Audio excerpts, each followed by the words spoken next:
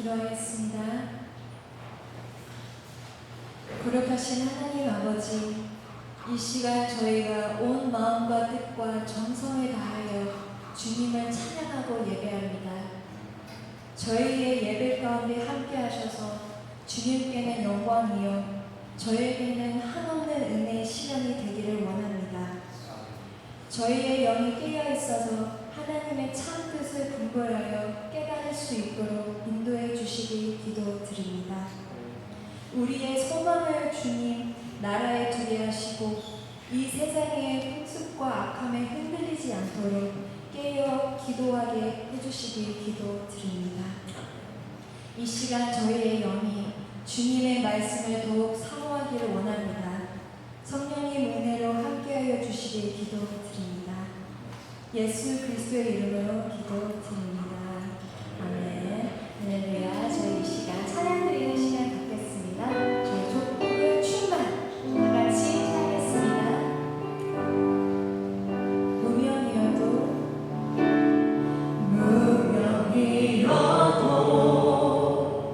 공허하지 않은 것을 예수 안에 난 만족합니다. 가난하여도 부족하지 않은 것을 예수 안에 오직 나는 부요함이라.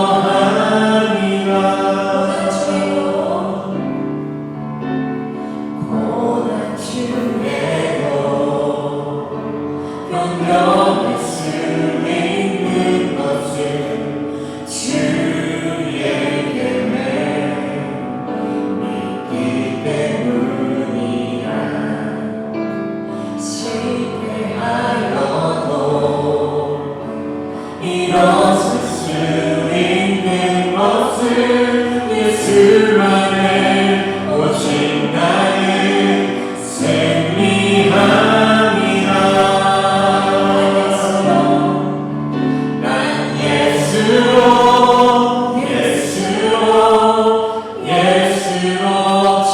충만하네. 난 예수로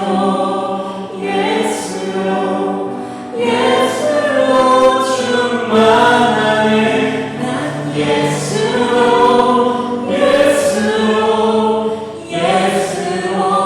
충만하네.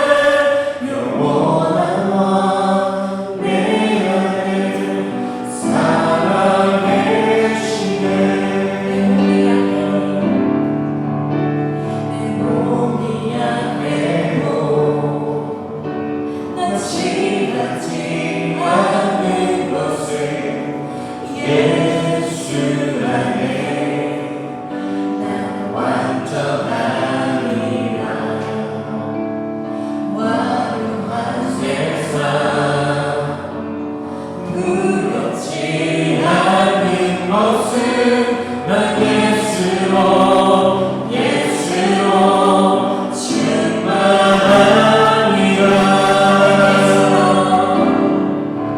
난 예수로 충만하네. 세상 모든 것들도 부럽지 않네. 난 예수로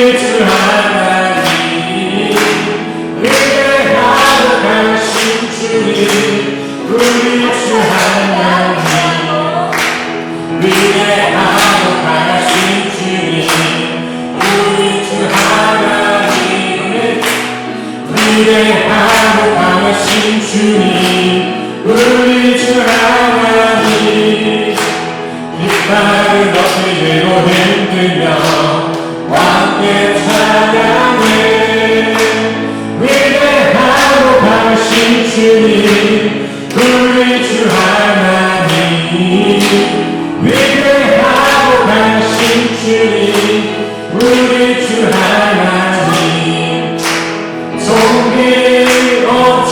존귀하신 주 아사타의 마음에나 받으신 주님 존귀하신 주 아사타의 마음에나 받으신 주님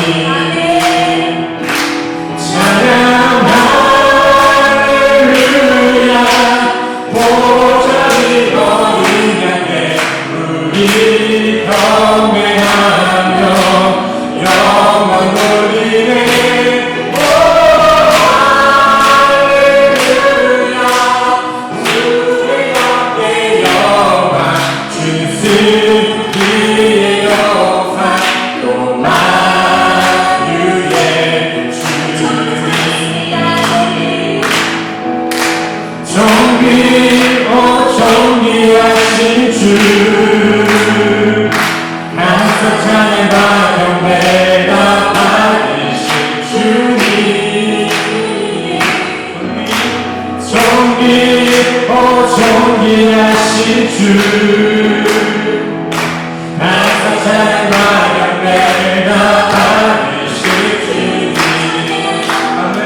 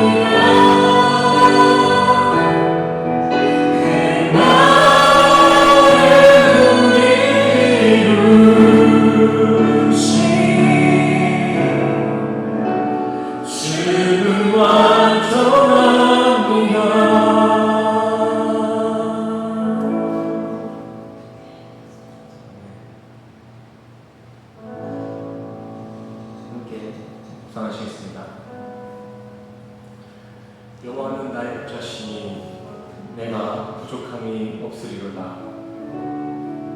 그가 나를 푸른 초장에 부이시며 쉴 만한 물가로 인도하시는도다. 내 영혼을 소생시키시고 자기 이름을 위하여 의의 길로 인도하시는도다. 내가 사망의 음침한 골짜기로 다닐지라도 해를 두려워하지 않을 것은 주께서 나와 함께 하시니라. 주의 지팡이와 막대기가 나를 안위하시나이다. 주께서 내 원수의 목전에서 내게 상을 베푸시고 기름으로 내 머리에 바르셨으니 내 잔이 넘치나이다.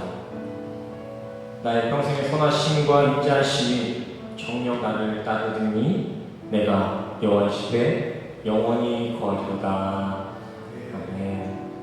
우리 이 시간 다 같이 일어나셔서 사도신경으로 신앙 고백하며 나아가시겠습니다.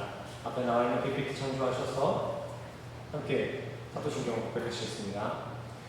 전능하사 천지를 만드신 하나님 아버지를 내가 믿사오며 그 외아들 우리 주 예수 그리스도를 믿사오니 이는 성령으로 잉태하사 동정녀 마리아에게 나시고 본디오 빌라도에게 고난을 받으사 십자가에 못 박혀 죽으시고 장사한 지 4년에 죽은 자 가운데서 다시 살아나시며 하늘에 오르사 전능하신 하나님 우편에 앉아 계시다가 저리로서 산자와 죽은 자를 심판하러 오시리라. 성령을 믿사오며 성도가 서로 교통하는 것과 죄를 사해 주시는 것과 몸이 다시 사는 것과 영혼이 사는 것을 믿사오나이다. 아멘. 모두 축복해 주세요.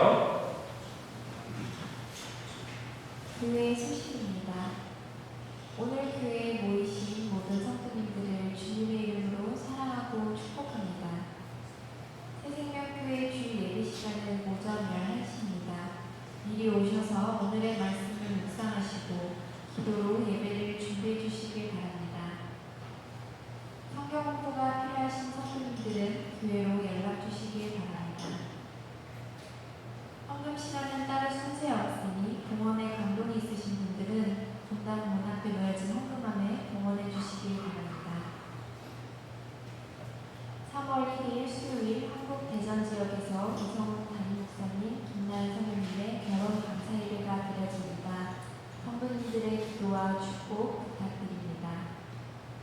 다음 주일 대예배는 김대현 선교사님께서 인도해 주십니다. 많은 은혜 받으시기 바랍니다. 오늘의 본문 말씀입니다. 마태복음 7장 24절에서 27절 말씀입니다. 24절 말씀입니다. 그러므로 누구든지 나의 이 말을 듣고 행하는 자는 그 집을 반석 위에 지은 지혜로운 사람 같으니 비가 내리고 창수가 나고 바람이 불어 그 집에 부딪히되 무너지지 아니하나니 이는 주추를 반석 위에 놓은 까닭이요 나의 이 말을 듣고 행하지 아니한 자는 그 집을 모래 위에 지은 어리석은 사람 같으니 비가 내리고 창수가 나고 바람이 불어 그 집에 부딪힘에 무너져 그 무너짐이 심하니라. 네, 할렐루야. 오늘도 말씀 제자리에 모이신 성도님들을 주님의 이름으로 환영하고 축복합니다. 우리 옆 사람들 인사할까요? 주님의 이름으로 환영하고 축복합니다. 환영하고 축복합니다. 아유, 또 성도님들 다 놀러 가셔야겠다 오늘. 많이 빠지셨네요. 성도님들은 영화나 책, 어떤 논문이나 설교, 스토리텔링이나 글을 쓰는 데 있어서 가장 중요한 파트를 어떤 부분이라고 생각하시나요? 좀 앞에 나와 있는 그림은 본론이 크게 나와 있지만 제가 말하고자 하는 중요성은 이 결론에 있습니다. 결론. 보통 사람들은 그래서 어쨌냐 저쨌냐 하는 이러한 결말의 끝맺음에 따라서 그 글이나 영상을 좋았다, 별로였다 라고 판단하고 합니다. 왜냐하면 결론은 그 모든 내용들의 목적이고 정리이기 때문입니다.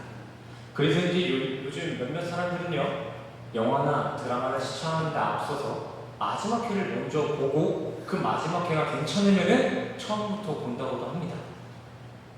제가 설명하는데 먼저 이런 질문을 드린 것은 오늘 이 본문 말씀은 바로 예수님께서 설교하신 그 산상수훈의 결론, 예수님의 설교 종착지이기 때문입니다.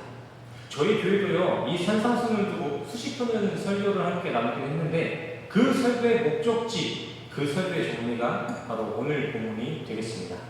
제가 좀 장황하게 얘기했지만 예수님의 산상수훈 결론은 간단합니다. 예수님의 설교대로 신앙생활하는 성도는 끝까지 그 신앙이 무너지지 않을 것이고 자신의 노력과 의지로서 신앙생활하는 성도들은 그 환경에 따라 수시로 무너질 수 있다. 이것이 예수님께서 설파하신 산상수훈의 결론으로 오늘 설교의 내용입니다. 먼저 24절과 25절 함께 읽어볼까요? 24절과 25절 말씀입니다. 시작. 그러므로 누구든지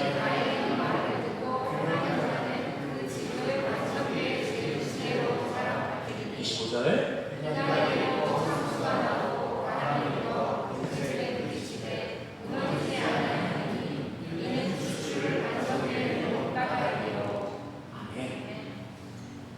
이 말씀을 조금 현대어로 번역해볼까요?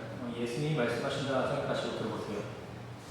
성도님들, 지금까지 제 설교 잘 들으셨나요? 이렇게 저의 설교를 듣고 행하는 자는 반석 위에 집을 짓는 지혜로운 사람과 같습니다. 왜냐하면 반석 위에 신앙을 세우는 사람만이 어떤 환경에도 신앙을 지킬 수 있기 때문입니다. 오늘 본문 말씀은 우리 성도님들 모두가 잘 아시다시피 워낙 유명한 본문 구절입니다. 그리고 오늘 본문은 이해하기도 쉬운 비유로 잘 알려져 있어요. 근데 오늘 비유는요, 또 이와 반대로 잘못 해석되어지고 잘못 적용되어지기도 하는 난해 구절입니다. 특히 리갈리즘, 율법주의나 행형식주의와 같은 행위 구원을 신봉하는 종교인들은요, 이 구절을 잘못 해석해서 자신들의 구원론을 주장하는데 아주 치트키처럼 사용합니다. 무기예요, 무기. 율법이 아닌 은혜를 주장하기만 하면 꼭 이 구절을 가지고 오더라고요. 하지만 이 구절의 진리는요, 결코 그러한 율법주의자들의 구절이 될 수가 없습니다. 왜냐하면 오늘 본문 말씀 또한 절대적인 은혜를 이야기하고 있기 때문입니다. 그렇다면 어디서 이 구절의 의미가 행위와 형식으로 변질되는지 오늘 한번 짚어보도록 하겠습니다. 본문 말씀 다시 보실게요. 자, 24절 말씀입니다. 오늘 본문의 해석차는 주로 여기서 갈려집니다. 행함과 반석. 이 두 가지 키워드가 잘못 해석되었을 때 특히 많은 오해를 부리게 됩니다. 그렇다면 먼저 이 행함에 대해서 함께 교제해 보도록 하겠습니다. 많은 이들이 이 행함을 딱 떠올리시면은 doing, 활동성과 같은 어떤 액션을 떠올리는 게 일반적인 경우입니다. 하지만 예수님께서 말씀하시는 행함은요, 그런 doing의 차원이 아니라 safe나 keeping, 그러한 그 지니거나 소유하는 것을 의미하고 있습니다. 예수님께서 말씀하시는 호이에요, 원어적인 이 행함의 방향성은 단순히 자신의 말씀을 강령으로 인식해서 어떤 행동을 촉구해내는 그런 인간의 자력 행위 유발이 아니라 깊이 자신의 말씀을 성도들이 깊이 품어낸 상태, 깊이 새겨낸 상태를 이야기하고 있다는 거예요. 이런 품어냄의 방향성이 바로 예수님께서 우리 성도들에게 전해주시는 오늘 본문 말씀의 기초가 되겠습니다. 기초. 이게 기초가 되어 있어야 돼요. 기초란 무엇입니까? 말 그대로 어떤 대상의 밑받침이며 기본입니다. 기본. 이 말은 즉슨 우리가 이 말씀을 해석하고 이해하는 데 있어서는 반드시 이러한 관점이 기본으로 전제되어야 된다는 것입니다. 자, 그렇다면 본문을 다시 풀어가 볼까요? 앞 내용을 적용해서 다시 한번 외워드리겠습니다. 예수님의 말씀을 마음으로 잘 품고 지켜낸 이들은 반석 위에 집을 지은 지혜로운 사람 같습니다. 또한 그렇게 예수를 잘 품어낸 이들의 신앙은 반석 위에 집을 지은 것 같이 어떤 환경에도 창수나 바람에도 휩쓸리지 않습니다. 아멘. 진정 예수 그리스도를 자신의 인생에, 자신의 중심에 초대한 우리 성도의 신앙에 어떤 창수나 바람에도 꺾이지 않는 강건함이 주어집니다. 왜요? 왜 예수를 우리 안에 모시게 되면 우리의 신앙이 흔들리지 않을 수 있을까요? 에베소서 4장 21절 말씀과 요한복음 14장 6절 말씀입니다. 예수가 곧 절대 진리이시기 때문입니다. 이 그림 보이시나요? 이 그림 배와 닻입니다. 이렇게 배가 아무리 크다고 해도 그 배의 닻이 배 아래 땅에 떨어져 심겨지게 되면 그 배는 쉽사리 움직일 수가 없게 됩니다. 이와 마찬가지로 절대 진리이신 예수 그리스도가 우리의 삶에 닻을 내리시면 우리의 신앙은 절대 요동칠 수 없다는 것이겠죠. 허나 현대인들이 신봉하는 지식과 상식, 과학적인 연구나 발전들의 모습은 어떻습니까? 현재 그런 발전들이 얼마나 그럴싸한 모습으로서 우리와 함께 하는지는 잘 모르겠지만 그 모든 것들은 우리를 완전하게 지켜줄 수 없습니다. 예수 이외의 세상 자랑은 그 무엇도 우리의 신앙을 이렇게 구원으로 보증할 수 없다는 것이겠죠.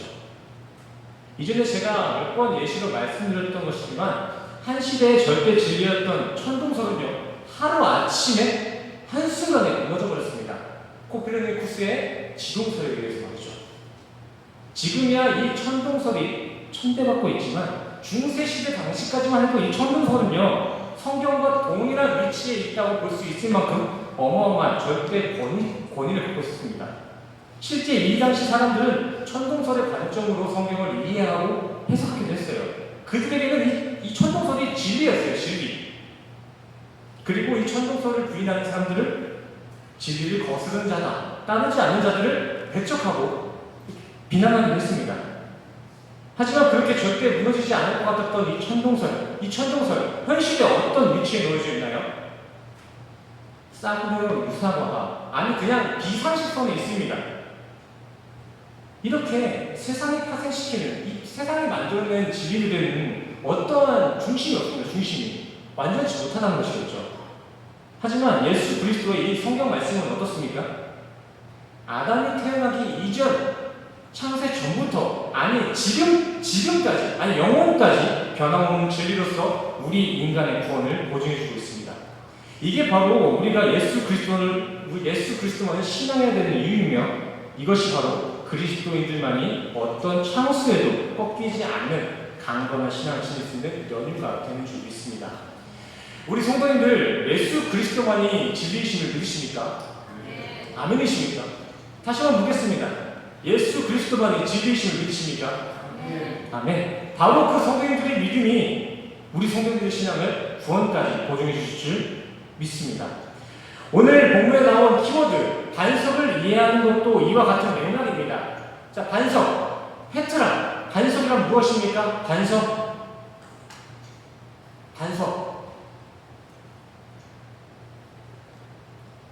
속으로 대답하시는 거죠, 속으로.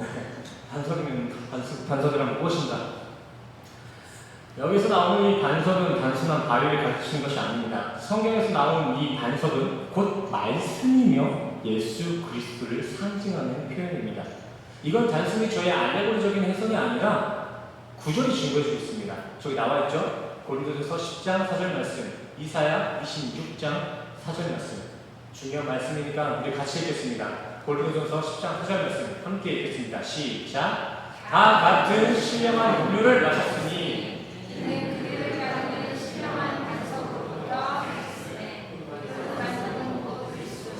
아멘. 이사야 26장 4절 함께 읽겠습니다. 시작. 너희는 영원히 신뢰하라. 여호와는 영원한 당신이시니라. 아멘. 오늘 예배 자리에 나오신 우리 성도님들은 반드시 기억하시기 바랍니다. 성경에 나오는 반석이란 오직 주 여호와 예수 그리스도입니다. 가톨릭에서는 간혹 복음서에 나오는 이 반석은 베드로라고도 해석을 하는데 절대 그렇지 않습니다. 복음서에 나오는 반석은 주 여호와 예수 그리스도 말씀입니다. 이 말씀이 반석이에요. 이와 같은 흐름으로 창수와 바람에 대해서도 좀 교제해보도록 하겠습니다.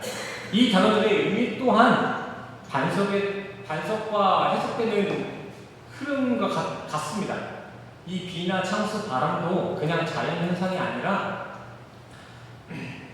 그 자연현상의 범주를 넘어서 궁극적으로 고난과 역경 그리고 심판을 의미합니다. 자, 창세기 7장에 노아 시대 인류 심판이 무엇으로 시작되었나요? 비와 창수였습니다. 또 예레미야 당시 유다 심판의 예언이 무엇으로 시작되었죠?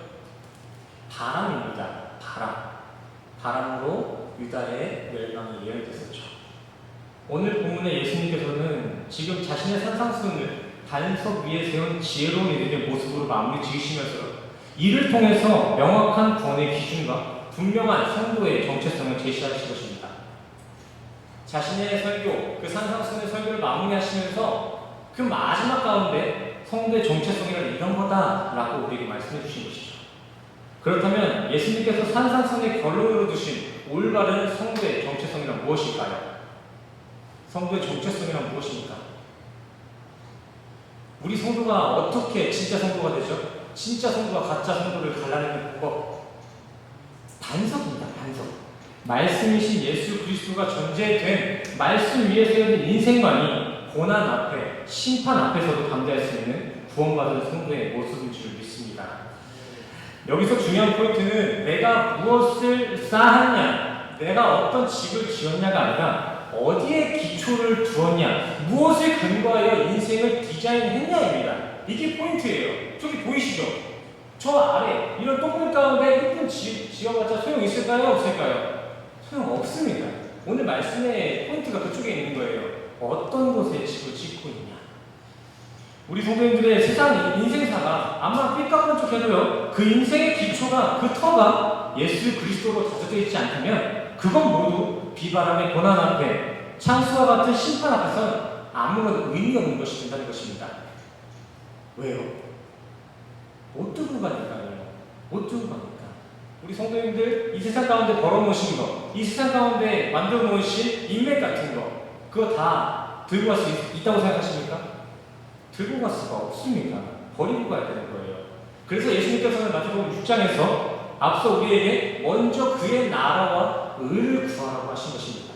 이 세상 사는 것도 정말 중요하겠지만 니들이 진짜 중요하게 여겨야 될 것, 먼저 여겨야 될 것, 니들이 먼저 털을 닦아야 될 것은 그의 나라와 그의 의라는 거겠죠.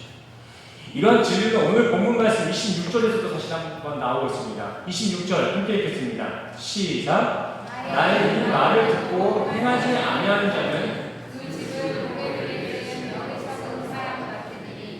27절도 읽게요. 시작.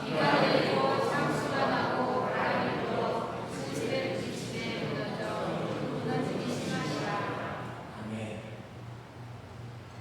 당신들의 인생은 이 모래, 이 흙으로부터 태어난 우리 인간들의 본성대로 인간의 의지와 열심에 의해서만 세워진다면 그건 반드시 심판 앞에 무너질 인생이라는 것입니다. 하지만 반대로 성도님들의 세상살이가 그렇게 멋지지 않습니다. 뭐 그렇게 넉넉하지 못해도 그 인생의 터가 말씀에 일하는 성도님들의 구원사는 반드시 빛나는 천국의 영광으로 결론낼 줄 믿습니다. 이렇게 성도의 정체성, 구원받는 성도의 기준은 무엇을 얼마나 행했냐가 아니라 어디에 어떻게 거하고 있냐 그 상태에 달려 있다는 거예요. 이게 오늘 본문의 올바른 결말이고 방향성입니다. 뭘 행해야 된다, 얼마나 잘, 얼마나 많이 쌓아야 한다 이게 아니라 반드시 예수 그리스도 그 반석 위에 믿음이 세워져야만이 우리 성도는 구원받을 수 있다. 이것이 오늘 산상수훈 마지막을 통하여서 우리에게 전하고자 하시는 예수님의 메시지입니다. 오늘 본문의 그 위치, 배치된 위치 한번 보세요.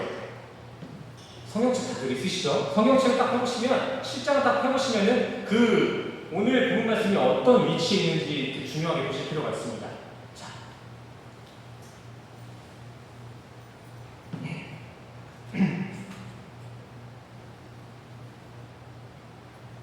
오늘 본문 말씀은요, 열매 맺는 나무, 열매 맺지 못하는 나무, 그리고 주여만 외치는 가식적인 종교인들과 하나님의 뜻대로 하는 이들에 대한 내용, 바로 뒤에 오늘 내용이 이어집니다. 이게 구절마다 숫자가 딱딱딱 매겨져서 이것 따로 저것 따로, 이건 이 내용, 저건 저 내용이겠지 생각하실 수 있겠지만 원래 성경이 집필된 당시에는 장과 절이 없었습니다. 그래서 본래 성경은요, 이러한 숫자에 따라서 읽는 게 아니라 문장의 흐름, 그 문맥을 살펴가면서 읽어야 했습니다. 지금 성경을 보시면요, 뭐 79장, 뭐 80장 이렇게 써있고 또 장절이 나눠져 있잖아요. 근데 본래 성경이 집필될 당시까지만 해도 이 숫자가 없었다고요. 그래서 더욱이 본래 성경을 볼 때는 그 성경의 흐름이나 문맥을 중요시 여겼었습니다. 그렇게 어떤 장절의 부분이 아니라 그 숫자가 아니라 흐름, 문맥을 따라서 성경을 보시면 오늘 구절은 앞에 나와있는 열매 맺는 나무, 천명받는 종교인들의 내용과 쭉 이어지는 하나의 구조를 가지고 있다고 볼 수 있습니다. 오늘 본문의 시작부터가 어떻게 시작되고 있죠? 자, 그러므로입니다. 그러므로 접속사 운. 저 내용이 곧 이 내용이라는 것이겠죠. 조금 더 이해하기 쉽게 말하자면 첫 번째 비유나 두 번째 비유나 세 번째 비유나 다 똑같은 이야기라는 것입니다. 다 똑같은 이야기. 근데 오늘 본문 앞에 붙어있는 구절의 내용은 지금 무엇을 의미하고 있나요? 오늘 본문 말고 그 앞에 남아있는 두 가지 비유가 지금 어떠한 내용들을 다루는지 기억하고 계신가요? 주여 주여 하는 종교인들의 외침, 단순히 드러나는 가시적인 행위들로는 절대 구원 못 받는다. 구원은 오직 하나님의 뜻, 하나님의 열망이신 예수 그리스도를 통해서만 구원받는다. 또 밑에 참 생명이신 예수 그리스도의 기생하는 나무만이 열매를 맺을 수 있고 그렇지 아니한 나무들은 모두 불에 찍혀 던져진다. 이게 앞선 두 비유의 결론입니다. 자, 그렇다면은 오늘 우리가 교제한 내용과 앞 내용이 일맥상통하는 거겠죠? 그럼 우리는 오늘 이 본문 구절을 율법 지킴의 명령으로 바라봐야 될까요? 은혜로 바라봐야 될까요? 우리는 오직 은혜로만 구원을 받습니다. 우리는 그저 그 말씀 위에 서 있을 때 예수 그리스도가 다 이루신 완전한 그 행함 위에 인생을 살아야지만이 비로소 구원에 상관된 성도가 되는 줄 믿습니다. 한번 생각해 보시기 바랍니다. 아브라함이나 아벨, 요셉, 욥 이런 인물들이 어떻게 의롭다 칭함받았나요? 성경에서는 의롭다 칭함받은 몇몇 인물들이 있습니다. 그 인물들이 어떻게 의롭다 칭함을 받았죠? 뭘 잘했다고? 그들 잘한 거 하나도 없습니다. 그저 하나님 말씀에 순종하고 그 말씀에만 의지하였기 때문에 의로운 이로서 칭함받았던 것입니다. 그저 말씀 위에 인생을 건축했더니 하나님께서 마지막 날 그를 의롭다 칭했다는 것입니다. 하지만 반대로 각자의 인생이 말씀과는 전혀 상관없고 각자의 신앙에 예수 그리스도의 흔적이 하나도 없다면 그 인생 암만 세상 잘났어도 하나님의 시선에선 멸망받을 바벨탑 인생입니다. 그게 바로 회칠한 무덤이에요. 회칠한 무덤. 겉만 그럴듯하고 속은 시체가 우글거리는 이쁜 스릴 인생. 사울 왕의 인생도 한번 되돌아보기 바랍니다. 사울 왕은요, 외모, 스펙으로는 어느 하나 빠질 게 없었습니다. 하지만 그의 인생은 실패로 마무리되었습니다. 사울 왕이 왜 망했죠? 사울 왕이 왜 망했어요? 화려했던 그의 역사가 하루아침에 몰락했던 연유는요, 그 인생의 기초가 하나님의 말씀이 아니라 인간의 기준으로 대체되었을 때 그의 인생은 실패로 몰락하게 되었습니다. 그의 인생 가운데 스펙이 부족해서가 아니라 하나님이 아닌 인간을 의지하고 기초했기 때문에 망했다는 거예요. 우리 성도님들께 이 시점 가운데 묻고 싶습니다.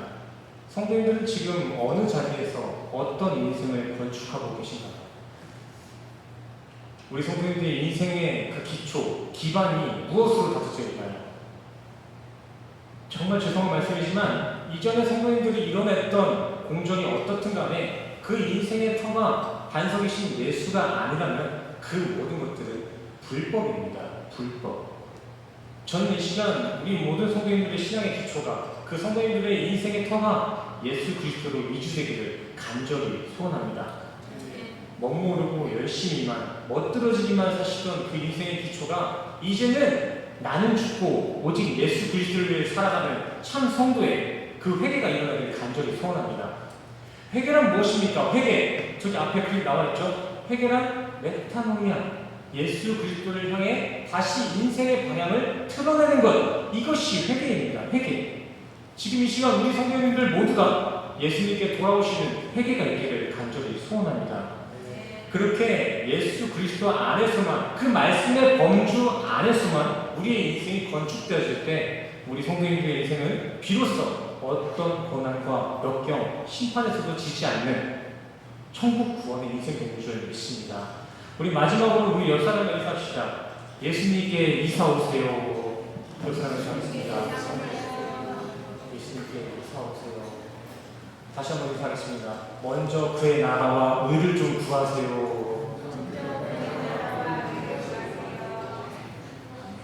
먼저 그의 나라와 의를 구하시는 이 성경 되시기를 간절히 소원합니다. 오늘 말씀을 여기서 마치겠고요. 말씀을 통해서 우리에게 허락하신 감동과 또 우리가 가지고 있는 기도의 정을 가지고 우리 이 시간 찬양하며 기도하는 시간 갖겠습니다. 함께 하실 찬양은 누군가 널 위해 기도하러 함께입니다. 함께 찬양하시고 기도하는 시간 갖겠습니다.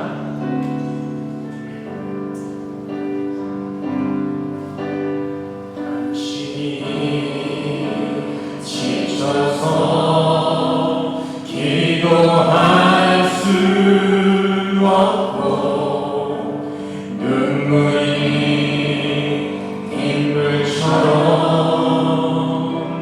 흘러내릴 때 주님은 아시네 당신의 약함을 사랑으로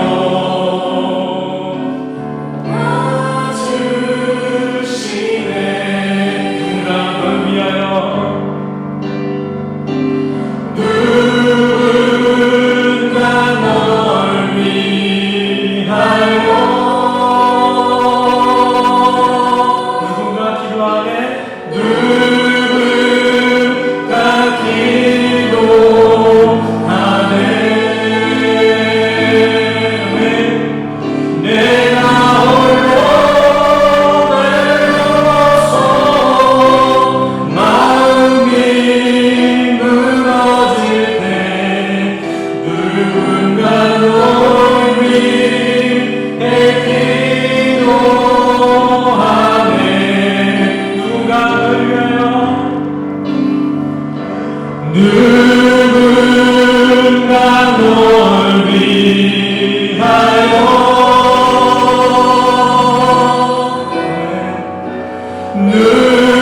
누군가 기도하네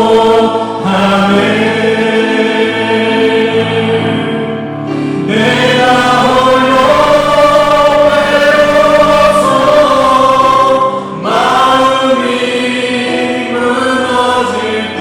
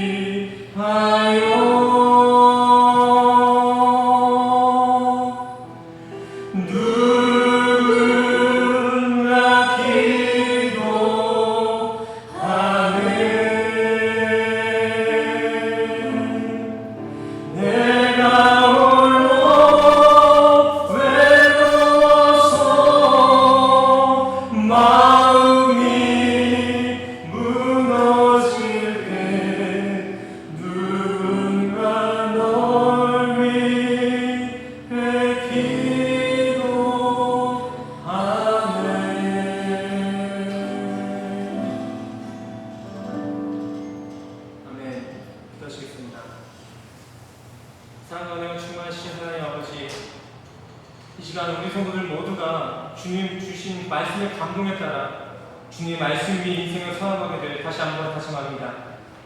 이러한 성도들의 다짐의 중심을 관찰하시고 우리의 믿음의 결단 가운데 꺾이지 않는 강건함으로 보응하여 주시옵소서. 또한 이 시간 말씀 위에 우리의 자리를 내어주신 주님께 감사하는 마음으로 헌신 봉사 또는 물질로서 주님 앞에 봉헌하는 이들이 있습니다. 이러한 그들의 순전한 고백을 기뻐 받으시고 아버지의 뜻대로 그들의 인생을 가장 선한 길로 인도하여 주시옵소서. 우리 성도들 이제 다시 한 주간을 사랑합니다. 엄한 곳에 인생을 낭비하는 한 주가 아니라 정말 오직 진리의 범주에만 거하여 진리의 기쁨 가운데 살아가는 귀한 한 주로서 우리 성도들을 인도하여 주시옵소서. 성령으로 함께 하신 주님의 은혜에 감사드리며 예수 그리스도의 이름으로 간절히 기도드렸습니다. 이 시간 다 같이 일어나셔서 축복송, 축복의 통으로 함께 찬양하시고 축도로서 주님 앞에 나아가시겠습니다. 당신은 하나님의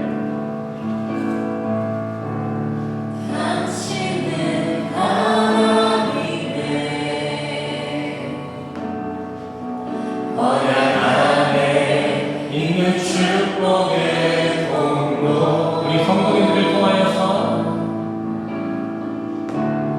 당신을 통하여서 열방이 주께 돌아오게. 다시 한번 찬양할까요? 당신은 하나님의 당신은 하나님의 언약 안에 있는 축복의 통로. 우리 성도님들의 인생을 통하여서 당신을 통하여서 열방이 주께 예배하게 되리. 아멘.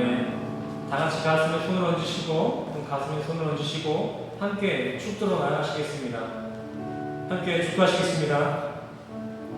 지금은 우리 주 예수 그리스도의 은혜와 십자가로 확증하신 주님의 사랑과 하나님의 영이신 성령님의 교통하시니 오늘 이 시간 예수 그리스도만이 진정한 반석이심을 고백하는 우리 모든 성도님들의 머리 위에 지금으로부터 영원까지 함께 하시기를 간절히 축원하옵나이다.